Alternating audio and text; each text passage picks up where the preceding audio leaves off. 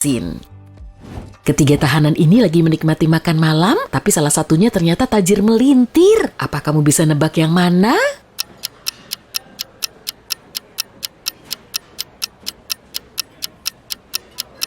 Pastinya bukan cowok yang makan steak dan udang inilah. Nemtek kecil di bajunya nunjukin kalau dia seorang koki dan dia suka nyiapin makanan khusus untuk dirinya sendiri. Cowok yang pakai perhiasan ini emang kelihatan kaya, tapi di dalam penjara perhiasan dinilai kurang berharga. Jadi yang benar adalah orang ketiga ini. Orang kaya akan tetap low profile di dalam penjara supaya dia nggak jadi sasaran empuk tahanan lain. Itu sebabnya dia nggak memamerkan harta mewah atau statusnya. Sekelompok peneliti mau menguji pengetahuanmu. Mereka membawamu ke lab mereka di sebuah pulau di Italia, lalu menyajikan 3 hidangan, tapi cuma salah satunya yang bisa dimakan. Yang mana yang akan kamu pilih? Keju yang dipenuhi belatung, hati ikan buntal rebus, atau jamur fly agaric?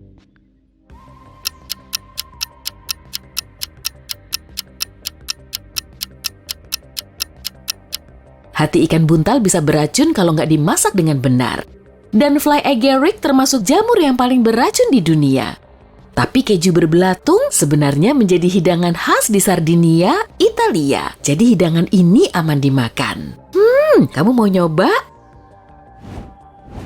Tahu-tahu kamu sudah terbangun di sebuah arena, suara di speaker ngasih tahu kalau kamu harus ngelawan salah satu dari 3 hewan hibrida ini.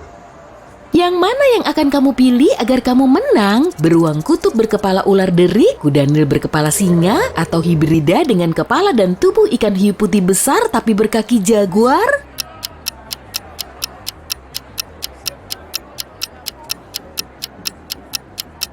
Hibrida hiu putih besar, karena hiu memiliki insang, jadi nggak akan bisa bernafas di luar air. Kamu seorang astronot yang berhasil melakukan ekspedisi ke Mars. Seorang anggota tim menyambutmu di pintu masuk pangkalan dengan pakaian latihannya. Setelah masuk, kamu langsung nutup pintu dan menunggu sampai ruangnya bertekanan. Kemudian kamu ngelepas pakaian antariksamu. Begitu di dalam, kamu mendapat pesan kalau di situ ada yang menyamar menjadi manusia. Tapi yang mana ya? Astronot yang menutupi wajahnya karena dia kebakar sinar matahari? Insinyur yang kulitnya bersisik? Atau orang yang tadi menyambutmu?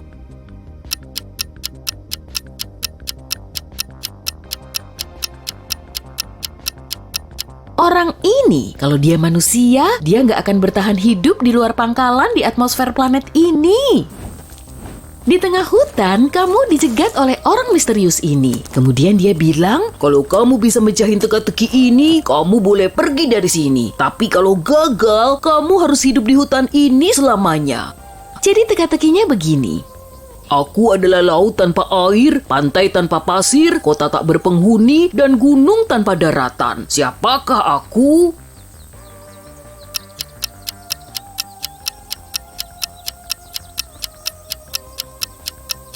Jawabannya adalah peta. Selanjutnya kamu mendatangi gua terdekat dan setelah kamu masuk, tanah di mulut gua langsung ambrol dan menghalangi jalan keluarmu. Di depanmu ada 4 terowongan, masing-masing dengan tanda bahaya yang siap mengintaimu. Mana yang kamu pilih supaya kamu tetap aman? Terowongan yang dipenuhi dengan lava cair, yang berisi gas beracun, yang dipenuhi kelelawar, atau terowongan yang dihuni laba-laba berbisa ya?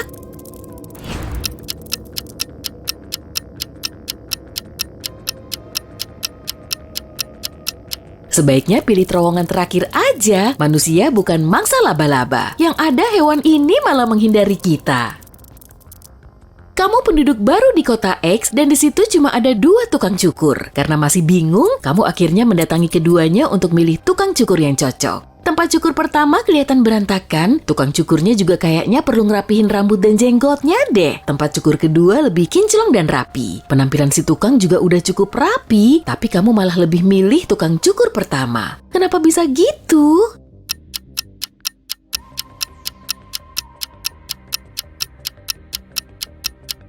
Keduanya saling nyukur rambut temannya dan kamu milih tukang cukur yang hasil cukurannya paling rapi. Kamu bekerja sebagai pelayan di rumah gedongan dan pemiliknya ngasih tugas yang lumayan rumit. Aku perlu kursi paling sedikit dalam satu meja untuk diduduki 4 ayah dan 2 kakek dengan 4 anak laki-laki. Di sini kamu nggak boleh mengajukan pertanyaan apapun, jadi minimal ada berapa kursi nih yang perlu kamu siapin?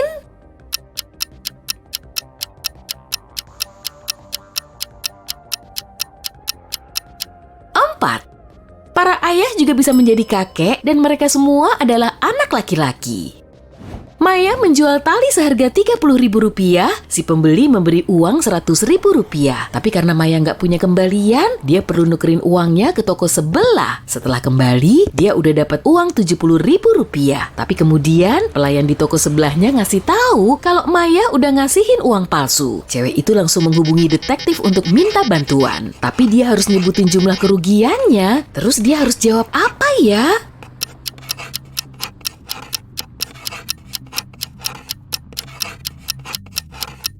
Rp70.000 dan tali yang terjual.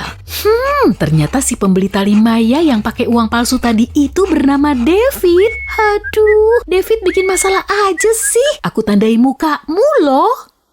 Mereka terperangkap di sel dingin berlantai tanah. Di dalam sel cuma terpasang 1 jendela. Tapi dia nggak bisa keluar lewat situ karena posisinya terlalu tinggi. Jaka juga nggak punya tangga dan kursi. Yang dia punya hanyalah sekop. Tapi dia nggak punya persediaan air maupun makanan. Jadi dia harus bisa keluar dari situ dalam waktu 2 hari. Kalau dia mau bikin terowongan, jelas nggak akan bisa karena dindingnya sangat tebal dan menghujam ke bawah tanah. Jadi dia akan kelelahan sebelum berhasil menggali lebih jauh. Terus dia harus gimana dong biar bisa kabur?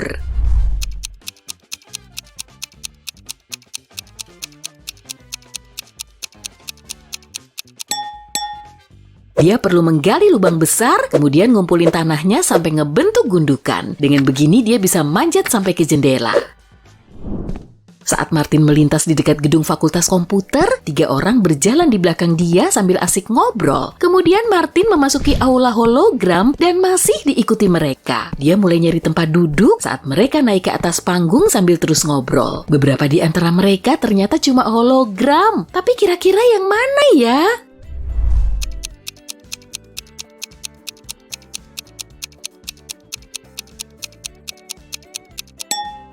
Cowok ini punya kuku kelap-kelip di telunjuk kanannya. Sedangkan cewek ini punya 2 tangan kiri. Lalu cewek yang di tengah ini kelihatan agak transparan. Wah, semuanya kelihatan kayak hologram. Tapi bentar dulu deh, cara duduknya Martin kok kelihatan aneh banget sih? Dia memang duduk di kursi, tapi tubuhnya melayang-layang. Waduh, pasti dia juga hologram tuh.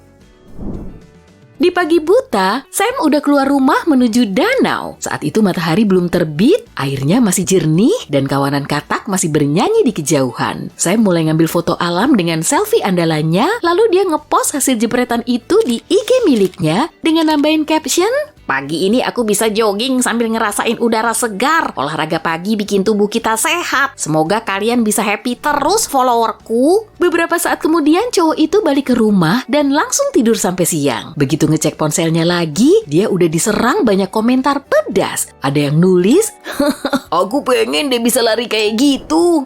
Bro, kamu ngapain bohong sih? Iya deh Bang Jago. Rupanya follower Sam tahu persis kalau dia nggak lagi jogging. Kenapa bisa gitu ya?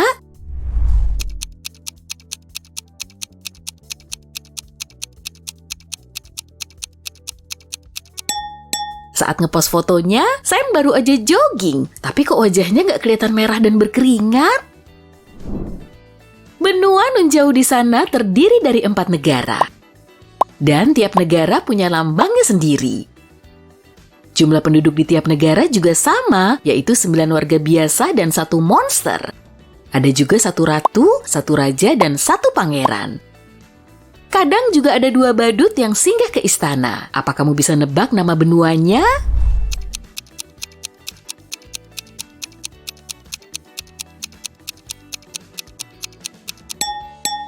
Itu sih cuma setumpuk kartu remi. Di dalamnya ada 9 kartu biasa, as, queen, king, jack, dan joker.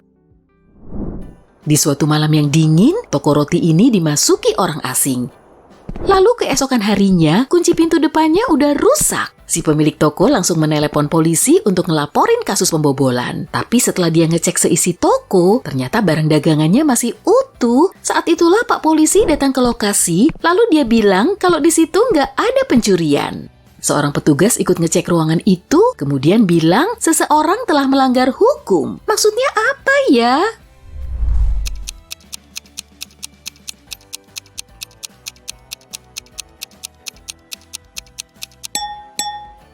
Ada jejak kaki samar-samar yang mengarah ke dapur. Jadi si pencuri itu pasti lagi ngumpet di situ sambil nunggu momen yang pas untuk melancarkan aksinya.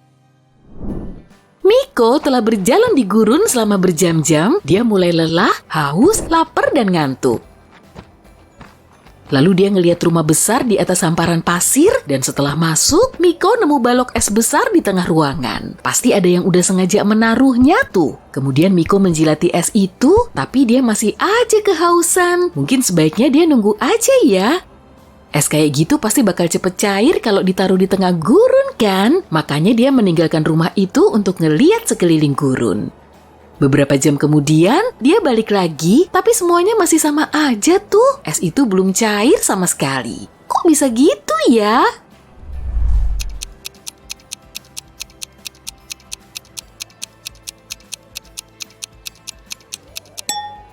Langit-langitnya dipasangi AC tuh, makanya suhu di dalam ruangan bisa tetap dingin dan es itu nggak mencair. Friska, Asti, dan Marta lagi jalan santuy di pantai sambil ngobrolin kegiatan mereka. Semua cewek itu kelihatan kaya dan sukses, tapi beberapa orang juga ngambil foto mereka. Berarti salah satu dari mereka pasti seleb. Menurutmu yang mana?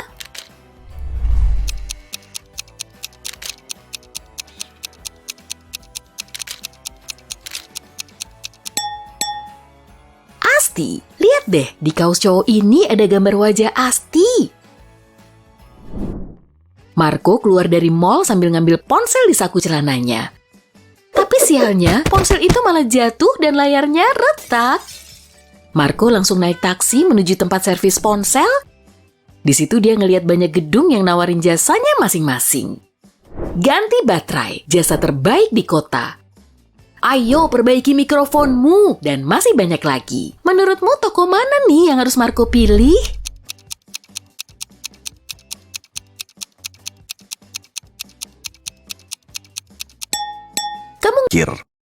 Pada Jumat sore, pemilik galeri seni bergengsi yang sama menemukan bahwa 4 potret diri seniman paling terkenal dicuri saat pameran. Polisi datang untuk melakukan investigasi. Sekarang, mereka punya 3 tersangka. Sarah, sang seniman, berkata dia masuk ke salah satu studio untuk melukis. John, satpam, menjelaskan dia hanya menunggu di luar dan tidak tahu potret-potret itu hilang. Daniel, petugas catering, berkata dia ada di toko terdekat untuk membeli tisu tambahan saat perampokan terjadi. Jadi, siapa pencurinya?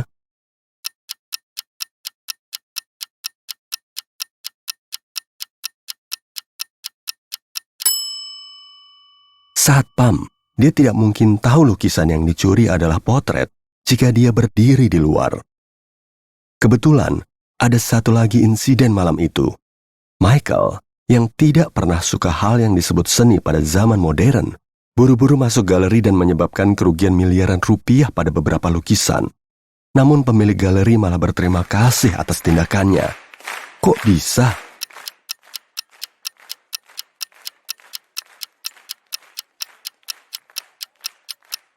Michael adalah pemadam kebakaran. Air dari selangnya merusak beberapa mahakarya. Tapi dia masih berhasil memadamkan api dan menyelamatkan lebih banyak karya. Mereka memberi Michael cek besar sebagai ucapan terima kasih. Dia pulang tepat waktu untuk menyiapkan kelima anaknya untuk berkemah akhir pekan itu. Mike dan istrinya benar-benar menantikan akhir pekan itu untuk bersantai. Tapi saat bangun pada hari Sabtu, mereka menyadari ceknya hilang dari brankas. Begitu polisi datang, mereka menanya 3 orang yang ada di rumahnya pagi itu. Koki bilang dia sedang di dapur untuk mengemas bekal makan siang sekolah.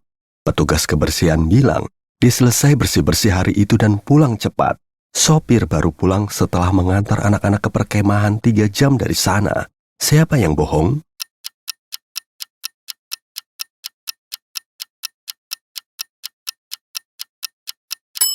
Koki, itu hari Sabtu, jadi sekolah libur dan anak-anak sedang berkemah.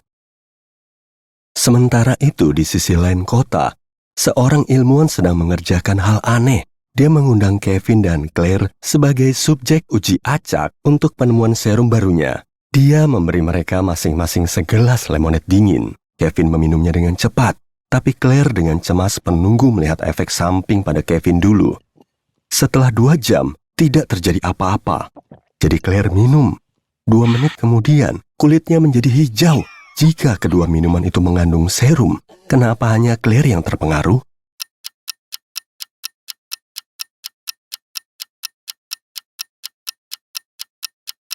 Serumnya ada di dalam es. Karena Kevin cepat meminumnya, tidak ada yang masuk ke lemonade-nya.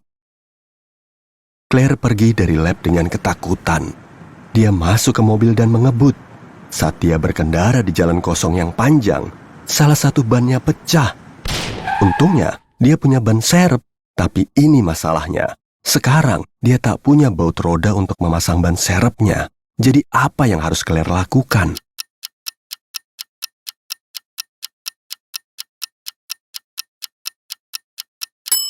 Lepaskan satu baut roda dari masing-masing 3 roda lainnya dan gunakan untuk memasang ban serep. Itu akan cukup untuk membawanya ke bengkel terdekat dengan aman. Saat Claire memasang ban serepnya, ilmuwan itu menyusul Claire. Dia menyerahkan 4 pil dan mengatakan itu obat kompleks untuk serum wajah hijau. 2 pil adalah penawar dan 2 lagi adalah katalis yang mengaktifkannya. Claire harus minum 1 dari masing-masing jenis bersamaan. Jika dia minum 2 jenis yang sama, wajahnya akan hijau selamanya. Saat ilmuwan itu hendak menyerahkan pilnya, dia tersandung dan pilnya tercampur. Pil itu terlihat sama. Apa yang harus Claire lakukan?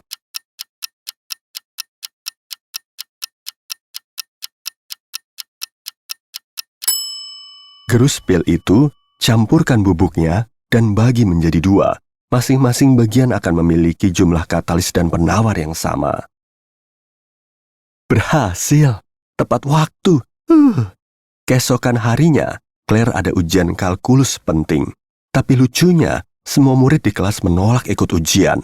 Profesor Miller hanya bisa mengusir 1 murid karena tidak ikut ujian. Mereka tahu nama masing-masing. Jika seorang murid tahu mereka akan dikeluarkan, mereka setuju untuk ikut ujian. Bagaimana cara profesor membuat semua murid ikut ujian?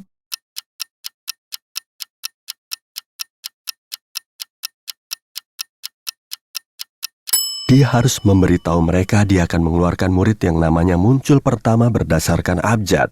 Lalu orang ini akan ikut ujian. Orang berikutnya dalam daftar akan ikut ujian juga, dan seterusnya sampai akhir daftar.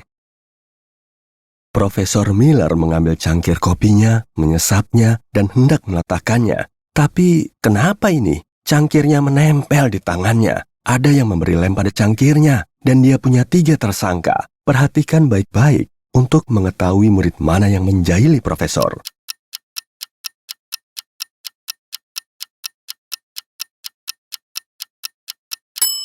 Tentu saja, murid pertama memiliki ekspresi bersalah di wajahnya. Dan senyuman murid kedua terlihat bangga karena melakukan sesuatu dengan baik.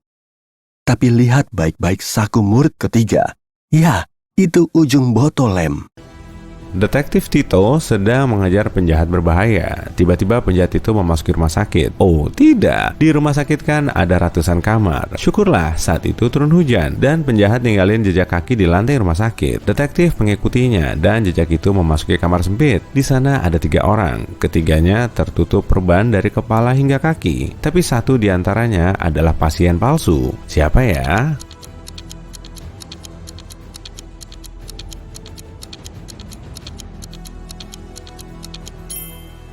Cowok yang di tengah, dia bahkan nggak punya kartu medis di tempat tidurnya, tapi cepat juga pakai perbannya ya. CEO suatu perusahaan besar menghubungi polisi. Dia yakin salah satu karyawannya, Vivi, telah mencuri memory card berisi informasi rahasia. Vivi mau menjualnya ke pesaing mereka. Polisi tiba di rumah Vivi, tapi wanita itu nggak mengizinkan mereka masuk tanpa surat perintah. Kedua petugas harus pergi untuk melengkapi semua dokumen yang dibutuhkan. Ketika mereka kembali, Vivi telah duduk di mobil, siap untuk pergi. Polisi menahan wanita itu. Mereka geledah mobil dan pakaiannya, tapi nggak menemukan apapun. Lalu saat hampir menyerah, salah satu detektif sadar di mana Vivi menyembunyikan memory card itu. Apa kamu tahu?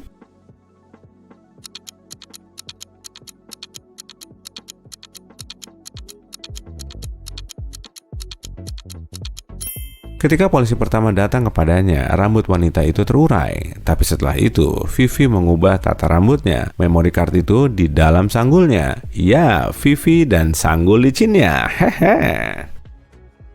Miko dalam perjalanan pulang dari gym ketika semuanya berubah jadi gelap. Pak siuman, dia berada di ruangan terkunci. Di dekat pintu ada sebuah komputer dengan keyboard. Di layar ada teka-teki. Miko harus mengetik jawaban yang benar dan pintu akan terbuka. Bunyinya kayak gini. Ia bikin satu orang jadi dua. Apa itu? Miko mengetik kata yang dibutuhin dan pintu terbuka. Dia bebas. Apa jawabannya?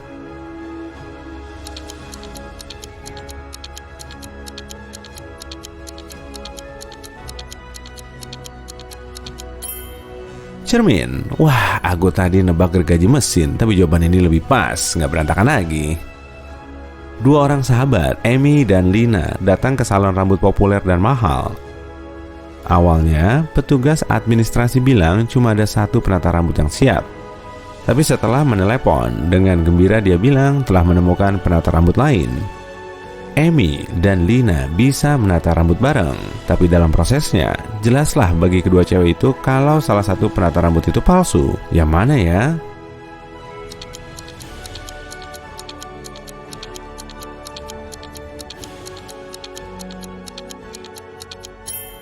Kedua penata rambut memakai gunting biasa, tapi yang di sebelah kiri megang semprotan serangga, bukan hairspray. Ya, itu petunjuk besar. Pengendara sepeda menjamret tas Sarah, berisi semua dokumen, uang, dan smartphone. Lalu dia kabur. Satu-satunya cara cewek itu bisa memperoleh tasnya adalah dengan mengambil mobil seseorang buat mengejar penjahat. Ada 3 kendaraan diparkir di situ. Yang mana yang bisa dia masuki dan dia pakai? Maksudku, dia pinjam?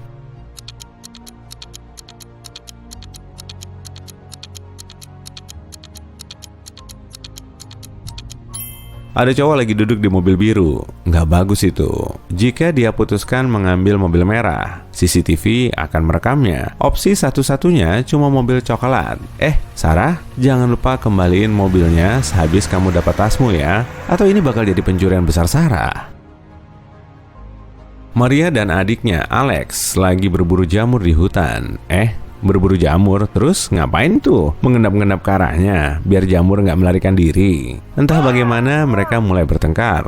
Alex marah dan kabur. Setelah beberapa menit, Maria bergegas mengejarnya. Dia masih marah, tapi juga khawatir. Cewek itu segera sampai di sungai kecil. Seorang lelaki duduk di tepi sungai. Bapak melihat ada remaja di sini? Tanya Maria. Ya, dia barusan naik perahu dan sampai di seberang. Tapi Maria nggak percaya orang itu. Kenapa?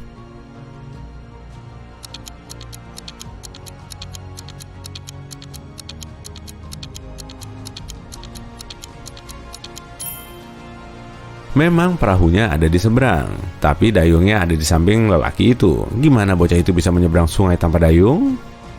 Jadi di mana Alex? Diculik jamur yang lolos? Mungkin kita tak akan pernah tahu. Sanan, Ricky melihat 3 pelanggan di kafe, tapi cuma satu yang manusia sungguhan. Kira-kira yang mana ya?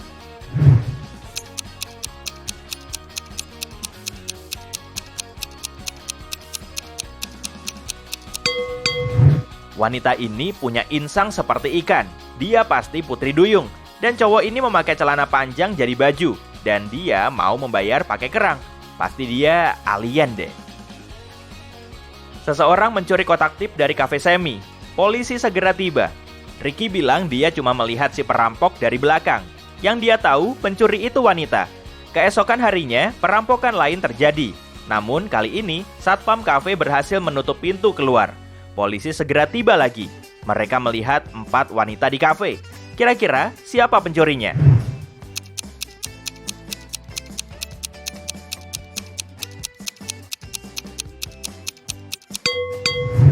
Dia pelakunya, Pamela. Cuma dia yang sepatunya cocok untuk berlari. Polisi hampir menangkap Pamela, tapi dia berhasil kabur. Ricky mengejarnya dan melihat Pamela menyelinap ke sekolah. Ricky mengikutinya. Dia melihat hoodie Pamela di salah satu pintu, jadi dia masuk ke ruang kelas itu. Ricky melihat 4 wanita mirip Pamela. Bisa bantu Ricky mencari Pamela yang asli?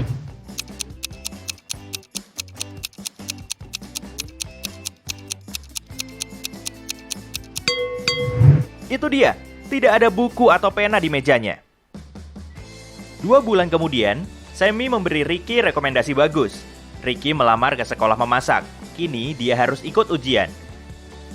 Tugas Ricky adalah memasak sup lezat. 3 wanita cantik mengikuti tes yang sama. Dia menyukai mereka semua, tapi hanya satu dari mereka yang bisa dipercaya. Bisa tebak yang mana?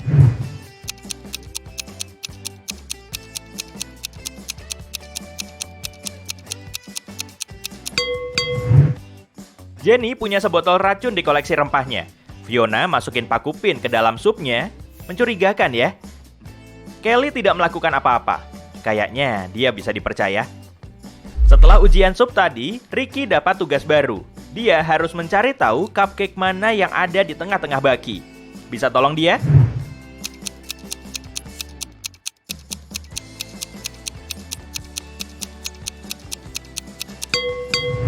Yang pink.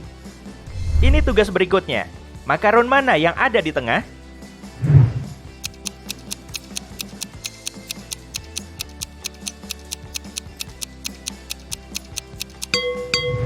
Yang ungu. Cakep. Kalau bagi yang ini, bisa tunjuk cookies mana yang ada di tengah?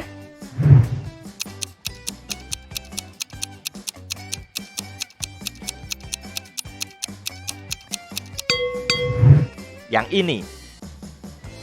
Ricky mengajak Kelly makan malam. Ini kencan pertama mereka. Dia pengen Kelly terkesan dengan membuat makan malam sendiri. Dia menaruh hidangan di dapur dan naik ke kamarnya untuk mandi sebelum Kelly datang. Saat Ricky kembali ke dapur, ternyata seseorang memakan semua hidangan. Dia menanyai 3 tersangka. Ruth bilang, "Aku lagi diet. Aku nggak makan di atas jam 5 sore." Papanya Ricky bilang, "Papa seharian di luar rumah membersihkan daun dari atap." Kakak Ricky, Jeffrey, bilang, "Bro, aku olahraga seharian. Besok jadwal maraton." Siapa berbohong?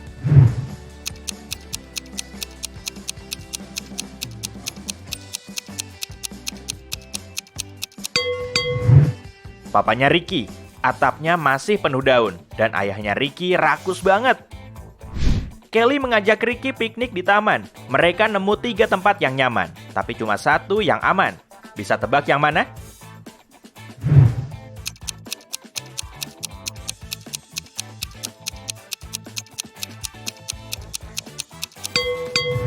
Ada puma bersembunyi di pohon ini. Jangan pilih tempat ini ya. Dan ada ular di rumput ini. Jadi, mereka harus memilih opsi yang ini. Ricky dan Kelly membahas masa depan mereka. Ricky bilang ingin membuka restoran sendiri. Kelly juga. Tiba-tiba penyihir seram muncul. Dia bilang, "Anak muda, aku bakal ngasih kalian uang buat buka restoran kalau kalian berhasil memecahkan teka-teki ini." Keduanya pun setuju. Dia bertanya, "Makin tidak makan, aku malah makin besar. Siapa aku?" Dalam sekejap, penyihir itu memberi mereka koper penuh uang. Apa jawaban mereka?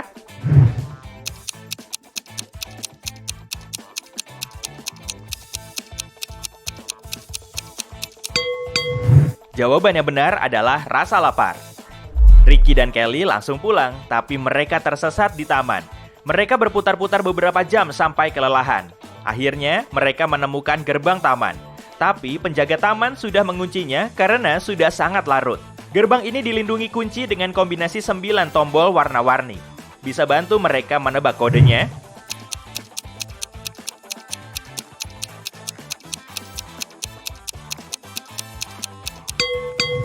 Perhatikan warna lampu-lampu di taman. Ini petunjuknya. Untuk membuka gerbang ini, mereka perlu menekan tombol merah, kuning, dan ungu. Sekarang, Ricky dan Kelly menjadi mitra bisnis. Mereka perlu menemukan tempat untuk membuka restoran. Jadi, mereka menyewa agen yang menawarkan 3 opsi ini. Bisa tolong mereka membuat pilihan terbaik?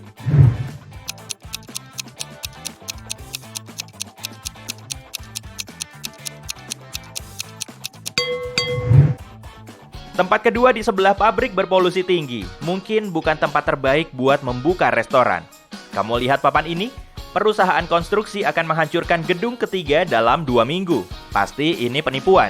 Jadi mereka harus memilih tempat pertama. Letaknya di jalanan ramai. Jadi pasti menguntungkan.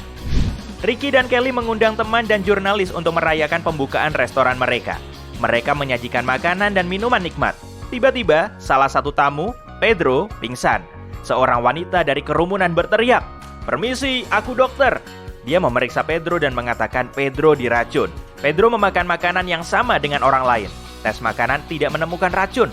Ricky menanyai 3 tersangka. Taufik, si juru masak, bilang, "Aku ngecek semua makanan kita dan semua aman, bro." Zaki bilang, "Aku ngebuka restoran di seberang jalan berpuluh-puluh tahun dan kami nggak pernah ketemu kasus begini." Samantha, si pelayan bilang, "Aku nggak nyentuh makanannya, cuma nyajiin aja."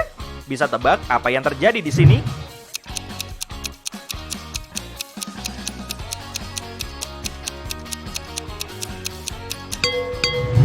Zaki membayar Pedro dan dokter palsu tadi untuk merusak reputasi Ricky dan Kelly. Dia memberi mereka uang sore tadi.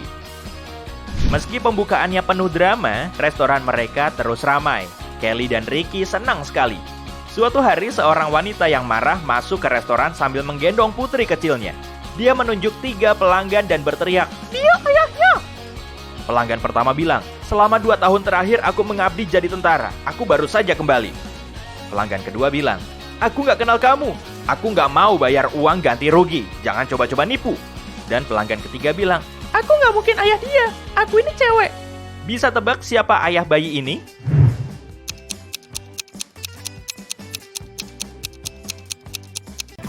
Kevin datang ke pesta Halloween. Semua orang pakai kostum zombie. Kevin lihat sebagian di antaranya bertingkah aneh. Pasti karena mereka zombie beneran. Kamu tahu nggak yang mana?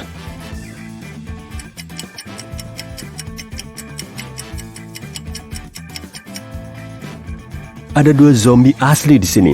Pertama, cewek yang megang gelas. Ada bola mata di minumannya, iya kan? Cowok yang ini pakai smartwatch. Layarnya menunjukkan denyut nadinya, tapi angkanya 0. Sebuah pabrik parfum lagi nyari staf baru. Pertama, mereka harus lolos wawancara dan menulis esai tentang parfum favorit mereka. Setelah itu, direktur meminta satu hal lagi. Mereka harus bersumpah setia kepada perusahaan kalau mau mendapatkan pekerjaan itu. 10 orang bersama-sama mengucapkan sumpah setia perusahaan, tapi sebagiannya menipu. Ayo bantu direktur mencari siapa aja orang-orang itu.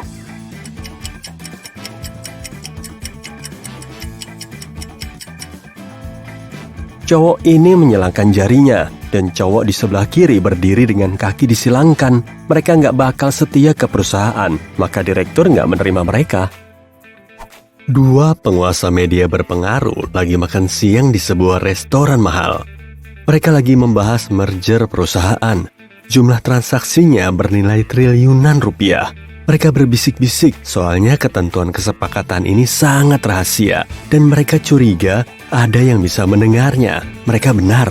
Beberapa orang yang penasaran sedang menguping percakapan antara kedua pengusaha itu. Coba temukan mereka.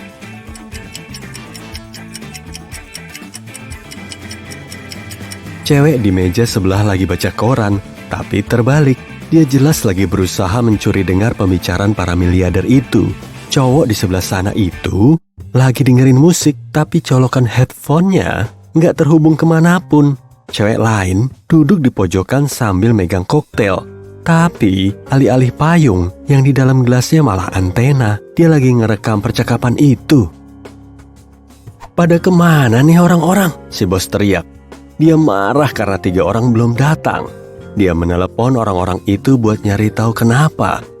Alasannya mereka lagi sakit. Bos nggak percaya, jadi mereka disuruh datang ke kantor. Maria pakai jaket hangat, topi, dan syal. Dia bersin-bersin, batuk, dan kayaknya memang sakit. Loli berjalan dengan kruk, kakinya digips. Nggak lama, Miko muncul. Tangannya cedera, jadi dia nggak bisa ngetik. Bos yakin salah satu dari mereka cuma pura-pura. Siapa dia?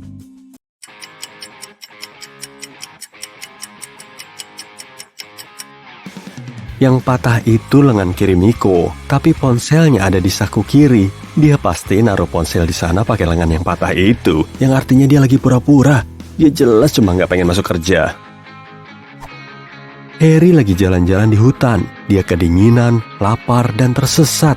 Cowok itu melangkah sedikit lebih jauh lalu berhenti. Sebab mendengar sesuatu. Dia pergi ke sumber suara dan menemukan tanah terbuka yang luas. Ada 3 rumah. Rumah mana yang harus dimasuki Harry?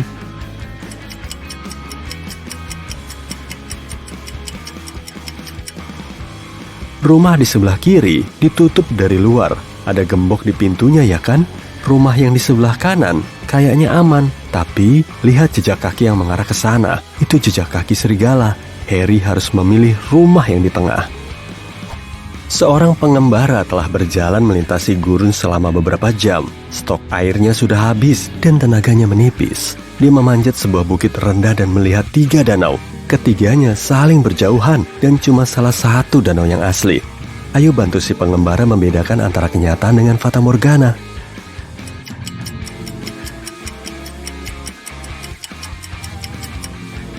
Ada pohon palem di dekat semua danau, tapi cuma satu danau yang memantulkan bayangan pepohonan itu. Artinya, danau sebelah kanan adalah danau yang asli. Kamu sedang berjalan menyusuri pantai. Tiba-tiba ada suara teriakan. Seorang wanita sedang mencari pertolongan. Ia akan tenggelam. Kamu berlari ke air dan mendekatinya. Waktu udah dekat, kamu lihat ada 3 orang lain. Mereka semua berteriak, tapi cuma satu yang butuh bantuan. Sisanya adalah manusia duyung yang mau menarikmu ke kerajaan mereka. Gimana caranya biar tahu mana yang manusia?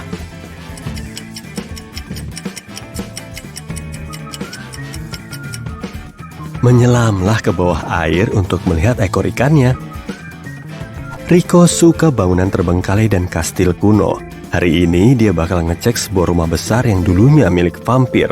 Begitu legendanya. Rico jelas nggak percaya ini. Dia membawa kamera dan berangkat. Di dalam rumah, suasana gelap dan dingin. Bunyi berderak datang dari koridor. Rico menyalakan senter dan melihat 3 vampir. Rico mulai lari menjauh, tapi kemudian berhenti dan kembali. Kelihatannya ketiga vampir ini palsu. Tapi gimana dia bisa tahu?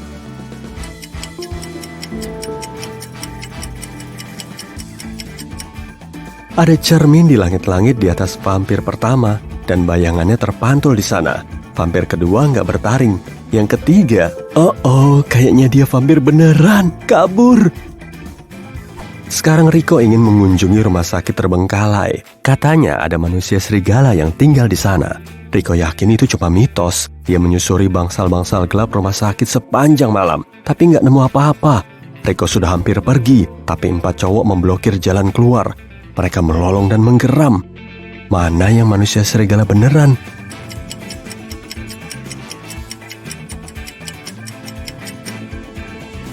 Gak ada. Bulan lagi purnama. Sinarnya Hiasan di situ tanpa dicurigai. Kayaknya kasir tadi perlu nuntut sang manajer yang udah mecat dia sepihak deh. Vina lagi nunggu paket. Tapi barang pesanannya belum sampai juga karena saat itu hujan deras. Padahal dia harus segera berangkat kerja. Jadi dia minta tolong suaminya yang kebetulan lagi cuti untuk ngambilin paket itu di kantor pos. Setelah Vina pulang kerja, suaminya ngasih tahu kalau dia udah ke kantor pos, tapi paketnya belum sampai. Vina langsung tahu kalau suaminya belum keluar rumah. Gimana Vina bisa tahu ya?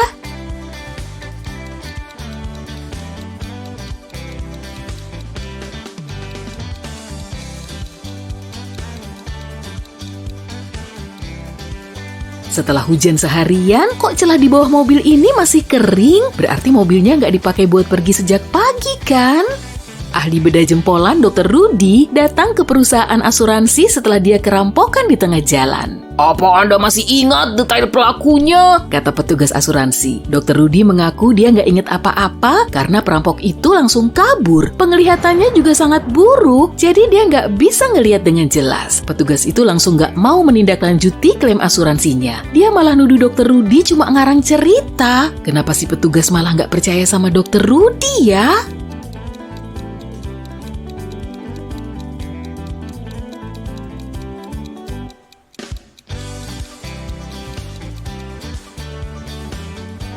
Seorang dokter bedah seharusnya punya penglihatan tajam kan? Katanya dokter jempolan. Kok dia masih aja bohong cuma buat ngedapetin uang asuransi? Payah!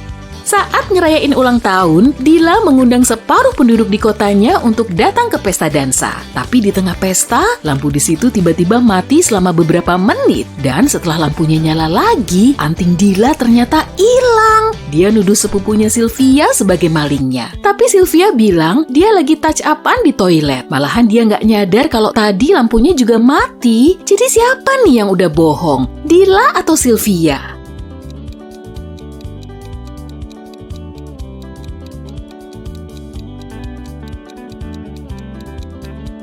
Saat itu lampunya mati semua. Kalau Sylvia beneran touch up-an, harusnya sih dia tahu kalau toiletnya juga gelap gulita.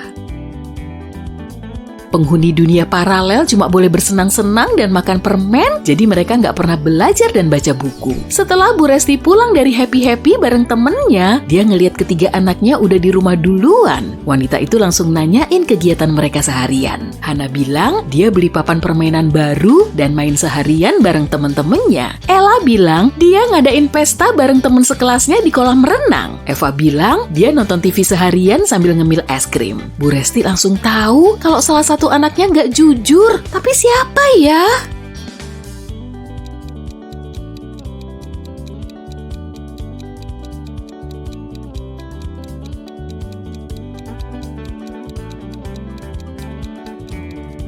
Pasti Hana. Papan permainannya belum dibuka sama sekali tuh. Mana mungkin dia memainkannya seharian.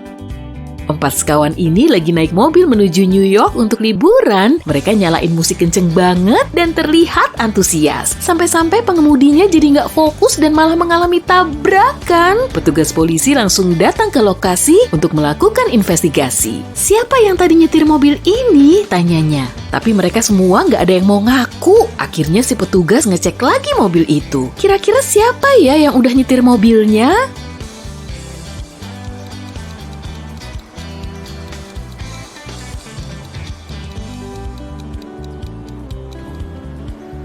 Wah, ada tas di kursi pengemudi tuh. Pasti pemiliknya cewek ini. Dan di antara keempat orang itu, cuma dia yang cewek kan? Jadi pasti dia yang udah nyetir mobil itu.